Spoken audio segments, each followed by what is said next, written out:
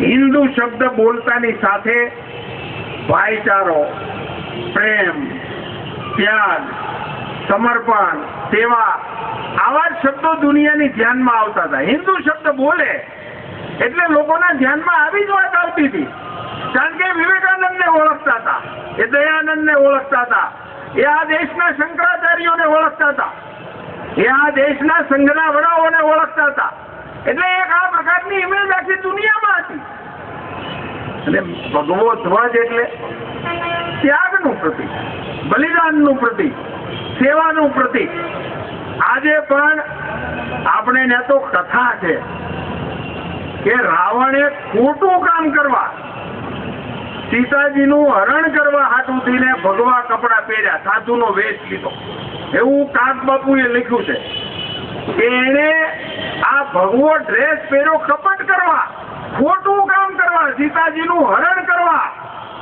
તો એના મનમાં એવા વિચાર આવ્યા કે આ હરણ મારે ન કરાય, મારે સીતાજીને લઈને રામજીને સોંપી દેવા જોઈએ, મારે એની પૂજા કરવી જોઈએ. આવો એને વિચાર આવ્યો. આ રામને જંગલમાંથી પાછા અયોધ્યામાં લઈ જઈને એને રાજગાદી ઉપર બેહાડીને એનો રાજ્યાભિષેક કરવો જોઈએ. આવા એને વિચાર આવ્યા. કાક બાપુએ આખું ભજન લખ્યું કે રામનું રૂપ ધર્યું ત્યાં તો મને એવા સંકલ્પ આવે. એને એમ થયું કે એક આ અયોધ્યા, એમાં એક ભાઈ બીજા ભાઈને ગાદી આપવા માટે ત્યાગ કરી રહ્યા છે. હરિભાઈ આવીને ભરત કે હું ન બેહું, રામ કે હું ન બેહું, ગાદીનો ત્યાગ કરવાની માથાકૂટ હાલે છે. હું કેવો કપાચાર, મારા હગાભાઈ કુબેરને મારીને લંકામાંથી ભગાડી મૂક્યો અને હું ગાદીએ બેસી ગયો છું.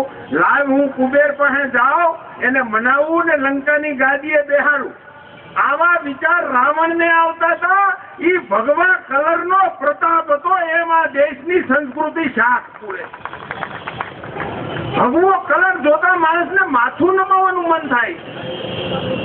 આ કલરની ત્યાગ અને તપશ્ચર્યા વર્ષો સુધી આ દેશની સાધુ સંતોની પેઢીએ કરેલી, એમાંથી ઉભો થયેલો આ કલર છે.